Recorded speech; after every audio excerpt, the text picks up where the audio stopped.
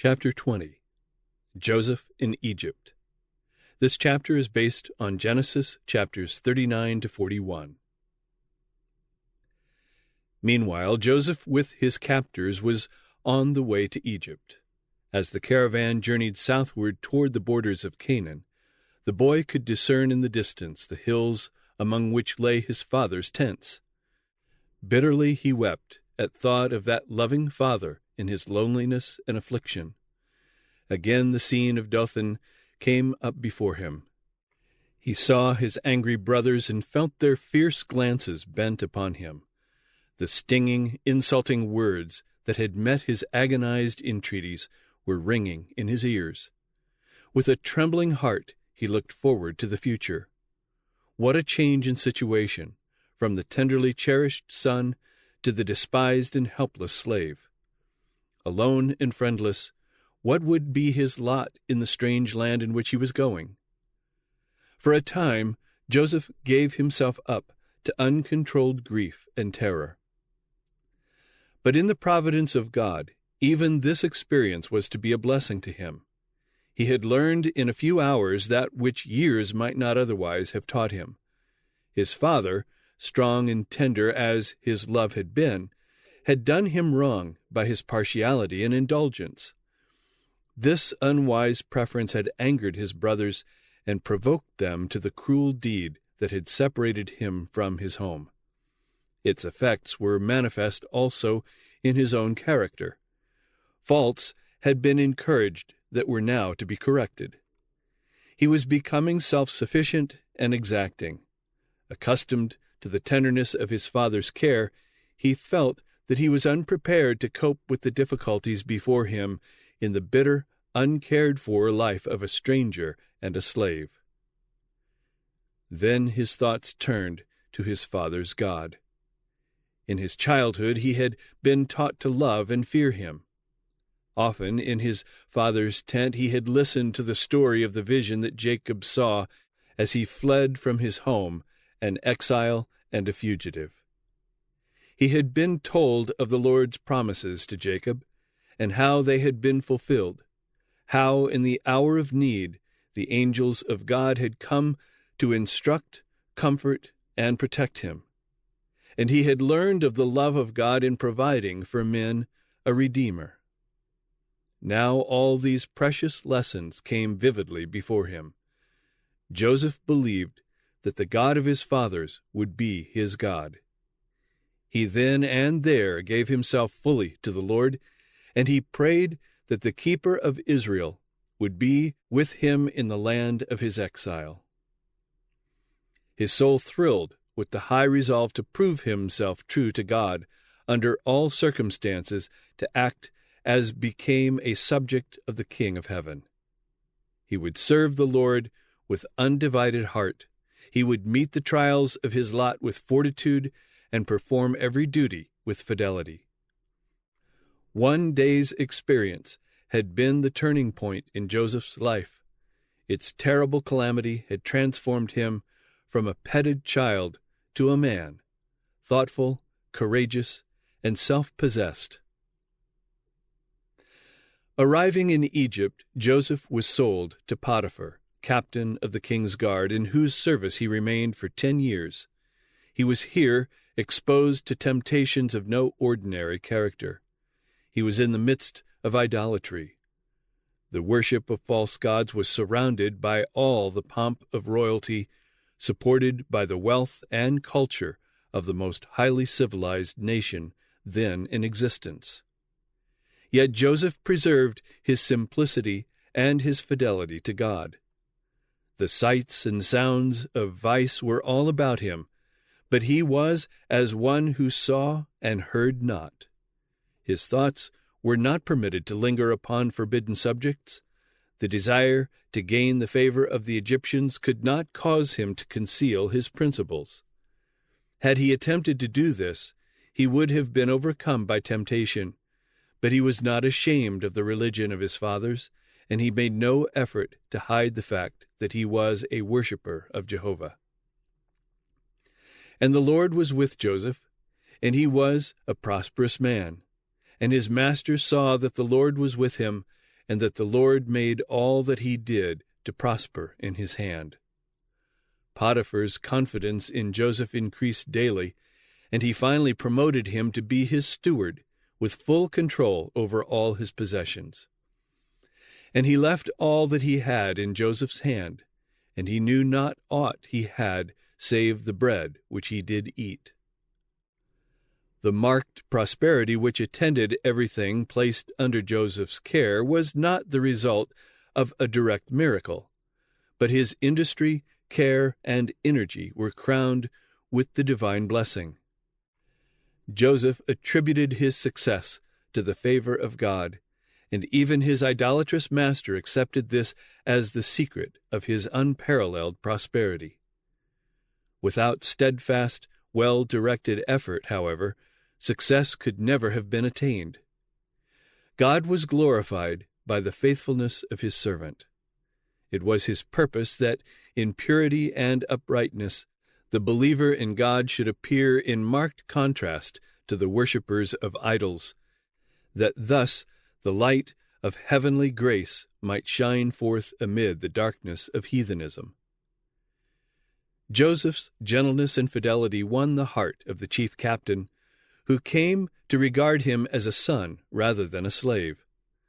The youth was brought in contact with men of rank and learning, and he acquired a knowledge of science, of languages, and of affairs, an education needful to the future prime minister of Egypt. But Joseph's faith and integrity were to be tested by fiery trials. His master's wife endeavored to entice the young man to transgress the law of God. Heretofore he had remained untainted by the corruption teeming in that heathen land, but this temptation, so sudden, so strong, so seductive, how should it be met? Joseph knew well what would be the consequence of resistance. On the one hand were concealment, favor, and rewards. On the other, disgrace, imprisonment, perhaps death. His whole future life depended upon the decision of the moment. Would principle triumph? Would Joseph still be true to God? With inexpressible anxiety, angels looked upon the scene. Joseph's answer reveals the power of religious principle. He would not betray the confidence of his master on earth, and whatever the consequences, he would be true to his master in heaven. Under the inspecting eye of God and holy angels, many take liberties of which they would not be guilty in the presence of their fellow men. But Joseph's first thought was of God. "How can I do this great wickedness and sin against God?" he said. If we were to cherish an habitual impression that God sees and hears all that we do and say, and keeps a faithful record of our words and actions, and that we must meet it all, we would fear to sin. Let the young ever remember that wherever they are and whatever they do, they are in the presence of God. No part of our conduct escapes observation. We cannot hide our ways from the Most High. Human laws, though sometimes severe, are often transgressed without detection, and hence with impunity. But not so with the law of God. The deepest midnight is no cover for the guilty one. He may think himself alone, but to every deed there is an unseen witness. The very motives of his heart are open to divine inspection.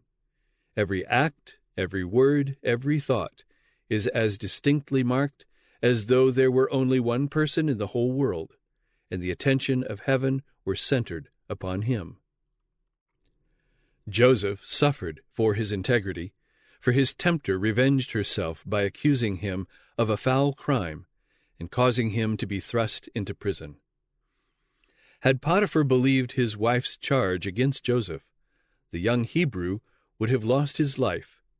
But the modesty and uprightness that had uniformly characterized his conduct were proof of his innocence, and yet, to save the reputation of his master's house, he was abandoned to disgrace and bondage. At the first, Joseph was treated with great severity by his jailers.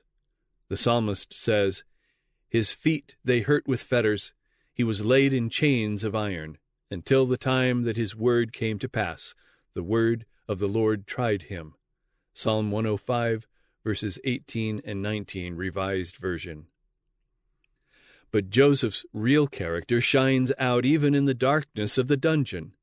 He held fast his faith and patience.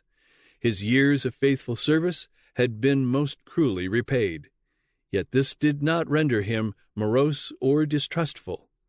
He had the peace that comes from conscious innocence, and he trusted his case with God.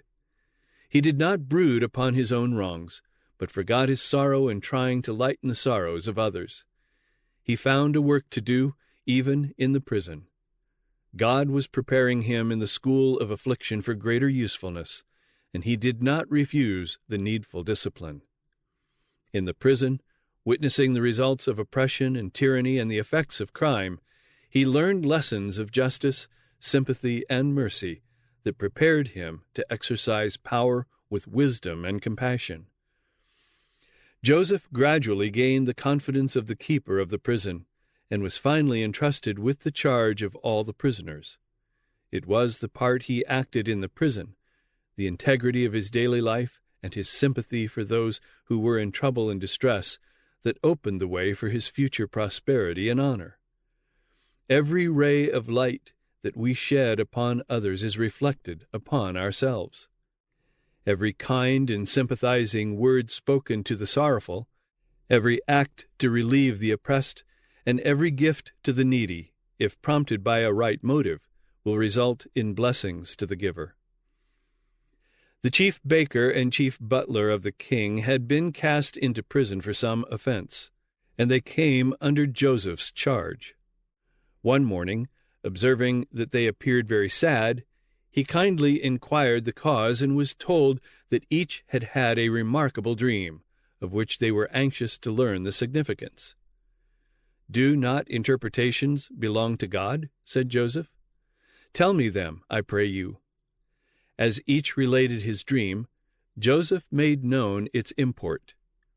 In 3 days the butler was to be reinstated in his position and give the cup into Pharaoh's hand as before, but the chief baker would be put to death by the king's command. In both cases, the event occurred as foretold. The king's cupbearer had professed the deepest gratitude to Joseph, both for the cheering interpretation of his dream and for many acts of kind attention, and in return the latter, referring in a most touching manner to his own unjust captivity, entreated that his case be brought before the king. "Think on me," he said, "when it shall be well with thee, and show kindness, I pray thee, unto me, and make mention of me unto Pharaoh, and bring me out of this house. For indeed I was stolen away out of the land of the Hebrews, and here also have I done nothing that they should put me into the dungeon." The chief butler saw the dream fulfilled in every particular, but when restored to royal favor, he thought no more of his benefactor. For 2 years longer Joseph remained a prisoner. The hope that had been kindled in his heart gradually died out, and to all other trials was added the bitter sting of ingratitude. But a divine hand was about to open the prison gates. The king of Egypt had in one night 2 dreams, apparently pointing to the same event and seeming to foreshadow some great calamity. He could not determine their significance, yet they continued to trouble his mind. The magicians and wise men of his realm could give no interpretation. The king's perplexity and distress increased, and terror spread throughout his palace. The general agitation recalled to the chief butler's mind the circumstances of his own dream. With it came the memory of Joseph, and a pang of remorse for his forgetfulness and ingratitude. He at once informed the king how his own dream and that of the chief baker had been interpreted by a Hebrew captive, and how the predictions had been fulfilled. It was humiliating to Pharaoh to turn away from the magicians and wise men of his kingdom to consult an alien and a slave. but he was ready to accept the lowliest service if his troubled mind might find relief. Joseph was immediately sent for. He put off his prison attire and shaved himself, for his hair had grown long during the period of his disgrace and confinement. He was then conducted to the presence of the king. And Pharaoh said unto Joseph, I have dreamed a dream, and there is none that can interpret it. And I have heard say of thee that thou canst understand a dream to interpret it. And Joseph answered Pharaoh, saying, It is not in me. God shall give Pharaoh an answer of peace. Joseph's reply to the king reveals his humility and his faith in God. He modestly disclaims the honor of possessing in himself superior wisdom. It is not in me. God alone can explain these mysteries.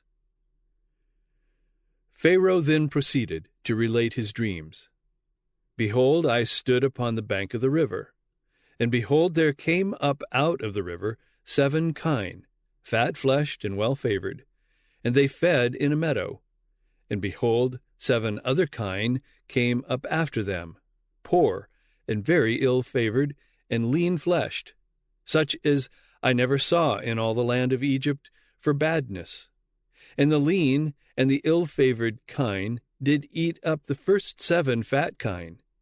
And when they had eaten them up, it could not be known that they had eaten them, but they were still ill-favored, as at the beginning. So I awoke. And I saw in my dream, and behold, 7 ears came up in one stalk, full and good. And behold, 7 ears, withered, thin, and blasted with the east wind, sprung up after them. And the thin ears devoured the 7 good ears. And I told this unto the magicians, but there was none that could declare it to me. The dream of Pharaoh is one, said Joseph. God hath showed Pharaoh what he is about to do. There were to be 7 years of great plenty. Field and garden would yield more abundantly than ever before, and this period was to be followed by 7 years of famine. And the plenty shall not be known in the land by reason of that famine following, for it shall be very grievous. The repetition of the dream was evidence both of the certainty and nearness of the fulfillment. Now, therefore, he continued, let Pharaoh look out a man discreet and wise, and set him over the land of Egypt. Let Pharaoh do this, and let him appoint officers over the land, and take up the 5th part of the land of Egypt in the 7 plenteous years. And let them gather all the food of those good years that come, and lay up corn under the hand of Pharaoh, and let them keep food in the cities. And that food shall be for store in the land against the 7 years of famine. The interpretation was so reasonable and consistent, and the policy which it recommended was so sound and shrewd, that its correctness could not be doubted. But who was to be entrusted with the execution of the plan? Upon the wisdom of this choice depended the nation's preservation. The king was troubled. For some time the matter of the appointment was under consideration. Through the chief butler the monarch had learned of the wisdom and prudence displayed by Joseph in the management of the prison. It was evident that he possessed administrative ability in a preeminent degree. The cupbearer, now filled with self-reproach, endeavored to atone for his former ingratitude by the warmest praise of his benefactor, and further inquiry by the king proved the correctness of his report. In all the realm, Joseph was the only man gifted with wisdom to point out the danger that threatened the kingdom and the preparation necessary to meet it. And the king was convinced that he was the one best qualified to execute the plans which he had proposed. It was evident that a divine power was with him, and that there were none among the king's officers of state so well qualified to conduct the affairs of the nation at this crisis. The fact that he was a Hebrew and a slave was of little moment when weighed against his evident wisdom and sound judgment.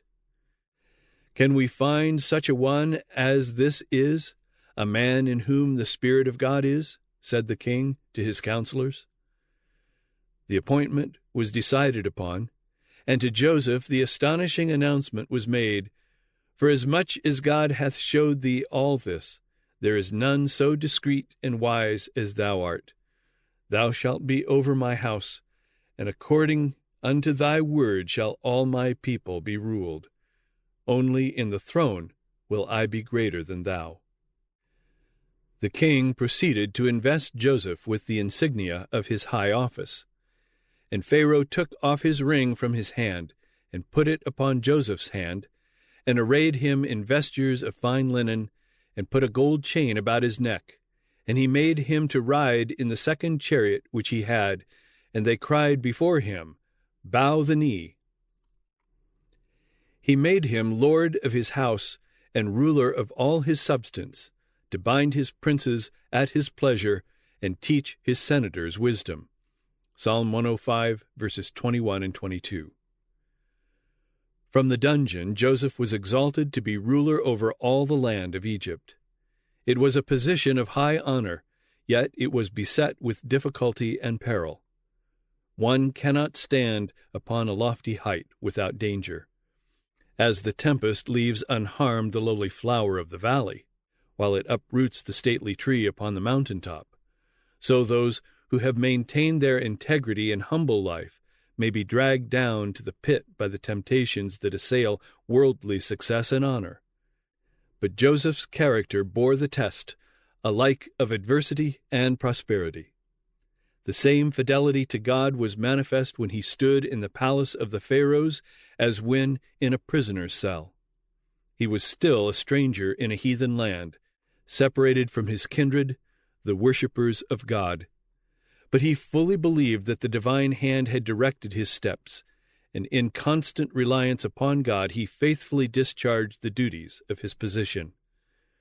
Through Joseph, the attention of the king and great men of Egypt was directed to the true God, and though they adhered to their idolatry, they learned to respect the principles revealed in the life and character of the worshipper of Jehovah. How was Joseph enabled to make such a record of firmness of character, uprightness, and wisdom? In his early years he had consulted duty rather than inclination, and the integrity, the simple trust, the noble nature of the youth bore fruit in the deeds of the man. A pure and simple life had favored the vigorous development of both physical and intellectual powers. Communion with God through his works and the contemplation of the grand truths entrusted to the inheritors of faith had elevated and ennobled his spiritual nature, broadening and strengthening the mind as no other study could do. Faithful attention to duty in every station, from the lowliest to the most exalted, had been training every power for its highest service. He who lives in accordance with the Creator's will is securing to himself the truest and noblest development of character. The fear of the Lord, that is wisdom, and to depart from evil is understanding. Job 28, verse 28. There are few who realize the influence of the little things of life upon the development of character. Nothing with which we have to do is really small. The varied circumstances that we meet day by day are designed to test our faithfulness and to qualify us for greater trusts. By adherence to principle in the transactions of ordinary life, the mind becomes accustomed to hold the claims of duty above those of pleasure and inclination. Minds thus disciplined are not wavering between right and wrong, like the reed trembling in the wind. They are loyal to duty because they have trained themselves to habits of fidelity and truth. By faithfulness in that which is least, they acquire strength to be faithful in greater matters. An upright character is of greater worth than the gold of Ophir. Without it, none can rise to an honorable eminence. But character is not inherited. It cannot be bought. Moral excellence and fine mental qualities are not the result of accident. The most precious gifts are of no value unless they are improved. The formation of a noble character is the work of a lifetime and must be the result of diligent and persevering effort. God gives opportunities. Success depends upon the use made of them.